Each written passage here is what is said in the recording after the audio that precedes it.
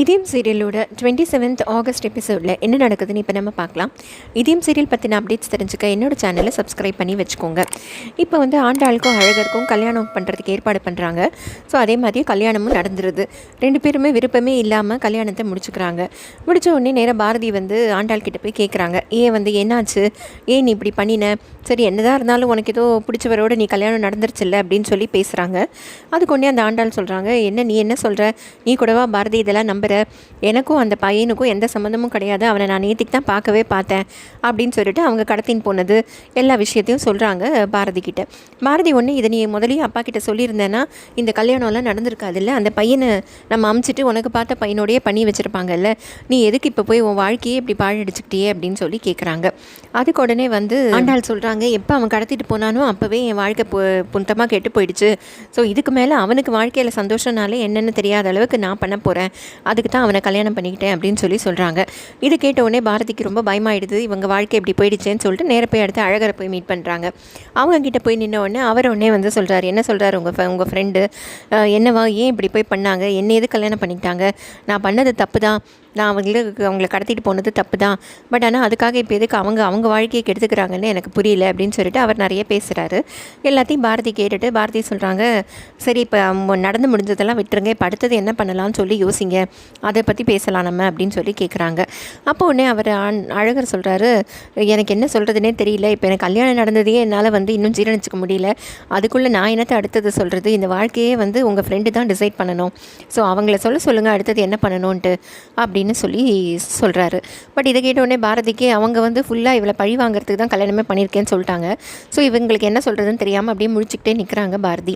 அப்புறம் உடனே அழகர்கிட்ட சொல்கிறாங்க, சரி என்ன உங்கள் சிஸ்டர் மாதிரி நினச்சிக்கோங்க, நான் வந்து நம்ம சொல்கிறேன், நீங்கள் வந்து வேறு யாரும் முடிவெடுக்க முடியாது, ஒன்று உங்கள் வாழ்க்கையை பற்றி நீங்கள் முடிவெடுக்கணும், இல்லை நான் முடிவெடுக்கணும், அவள் முடிவெடுத்தால் எல்லாமே பயங்கரமாக இருக்கும், அதனால் நம்ம ஏதாவது பேசி முடிவெடுக்கலாம் அப்படிங்கிறாங்க. அதுக்கு ஒன்று அழகர் சொல்கிறாரு, நான் ரொம்ப அதிர்ச்சியில் இருக்கேன், என்ன எதுவும் இப்போ கேட்காதீங்க, ஏதாவது சொல்கிறதுன்னா நீங்கள் சொல்லுங்கள் அப்படின்னு சொல்கிறாரு. சரின்னு சொல்லிட்டு அதுக்கப்புறம் அண்ணியோட முடிஞ்சிடுறது. திருப்பி அவங்க அப்பா அம்மா கிட்ட போயிட்டு பாரதி வந்து சொல்ல பார்க்குறாங்க, இது வந்து ஆண்டாள் விரும்பி பண்ணிக்கிட்ட கல்யாணம் இல்லை, கடத்திட்டு போனது எல்லாத்தையும் போய் சொல்கிறாங்க. பட் ஆனால் அவங்க அப்பா அம்மா அதை நம்புகிற மாதிரியே இல்லை. அவங்கள வந்து நிறைய திட்டிட்டு அவள் அப்பா சொல்கிறாரு, இந்த மாதிரி அவள் காலேஜ் படிக்கும்போதே பண்ணியிருக்கா, ஸோ அவள் பண்ணக்கூடியவ தான், அவள் தான் பண்ணியிருப்பா, இந்த மாதிரிலாம் நீ ரொம்ப பேசிகிட்டு இருந்தேன்னா அப்புறம் ஏதோ ஒன்று என் பொண்ணு மாதிரி நினச்சி பேசிகிட்டு இருக்கேன், அப்புறம் நீ விருந்தாளி மாதிரி இருக்க வேண்டியதான் அப்படிங்கிற மாதிரி பாரதியை சொன்ன உடனே பாரதிக்கு என்ன சொல்கிறதுன்னு தெரியல. ஸோ இப்போ அடுத்த நாள் காத்தால ஆகுது. இங்கே வந்து ஆதியும் அவங்க தம்பியும் அந்த அழகரோட தம்பியும் வந்து பேசிகிட்டு இருக்காங்க. என்ன பண்ணுறதுனே தெரியலையே, என் அண்ணன் போனால் அவன் சத்தத்தையே காணும் அப்படின்ட்டு இங்கே வந்து கல்யாணம் பண்ண போகிறோன்னு சொன்ன உடனே இங்கேயும் அவங்க அப்பா அம்மா அழகரோட அப்பா அம்மாவும் வந்து இனிமேல் நீ என் பிள்ளையே இல்லை, உனக்கு சொத்தில் பங்கே கிடையாதுன்னு சொல்லி இவங்களும் சொல்லிட்டாங்க. ஸோ இப்போ ரெண்டு பக்க வீட்லேயுமே வந்து இவங்களை யாருமே சேர்த்துக்கல, ஆண்டாளையும் சேர்த்துக்கல, அழகரையும் சேர்த்துக்கல. பட் இப்போதைக்கு வந்து ஆண்டாள் வீட்டில் தான் எல்லோரும் இருக்காங்க.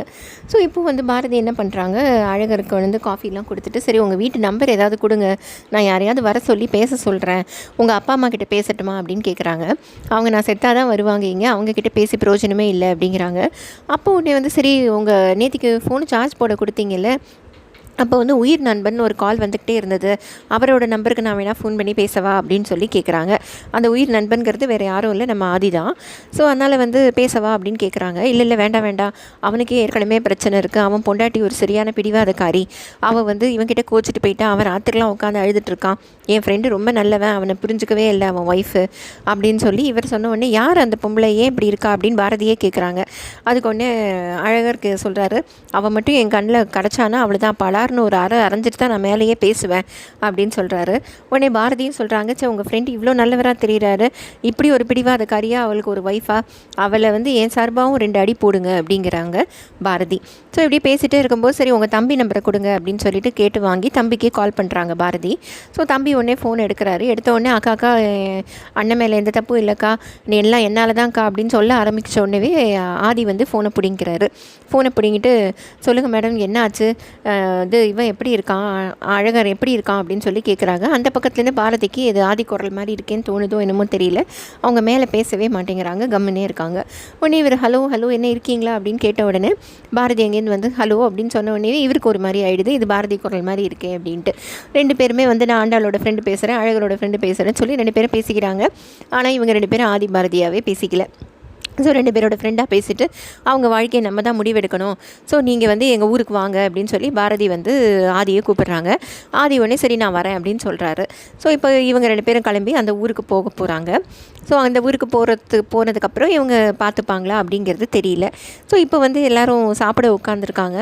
அப்போ வந்து பாரதி சாப்பிட வராங்க. இருந்தாலும் அவங்களுக்கு ரொம்ப தயக்கமாக இருக்குது. ஏன்னா அவங்க அப்பா நேத்திக்கே அந்த மாதிரி பேசினதுனால. ஸோ அவங்க தயங்கி நிற்கிறாங்க. அவங்க அப்பா உடனே மன்னிச்சிருமா, நான் வந்து ஏதோ கோவத்தில் சொல்லிட்டேன், ஏன் பொண்ணு பண்ண தப்புக்கு நீ என்னம்மா பண்ணுவ, வா உட்காந்து சாப்பிடு, பேத்தியை உட்காந்து சாப்பிட சொல்லு அப்படின்னு சொல்லி சாப்பிட உட்காந்துக்கிறாங்க. அந்த இடத்துக்கு வந்து அவங்க நம்ம ஆண்டாள் வந்துடுறாங்க. வந்த உடனே சாப்பாடு போடுமாங்கிறாங்க. யாருமே அவங்களுக்கு சாப்பாடு வைக்க மாட்டேங்கிறாங்க. குடும்பமே அவங்கள முறைக்குது. அதோட இந்த எபிசோடு முடியுது. ஸோ இப்போ இந்த ஆண்டாள் அழகர் கதையில் வந்து அழகர் பேசிக்கிட்டே இருக்கார். ஷாம் வந்து நிறைய பேசுகிறாரு. அதே மாதிரி இவங்க ஆண்டாலும் பயங்கரமாக மிரட்டிக்கிட்டே இருக்காங்க. இப்போ ஆதியும் பாரதியும் 2 பக்கமும் நின்று கேட்டுக்கிட்டு தான் இருக்காங்க. ஸோ ஃபர்தராக இந்த சீரியல் எப்படி எடுத்துகிட்டு போகிறாங்கன்னு பார்ப்போம். இதயம் சீரியல் பற்றின அப்டேட்ஸ் தெரிஞ்சுக்க என்னோடய சேனலை சப்ஸ்கிரைப் பண்ணி வச்சுக்கோங்க. Thank you friends.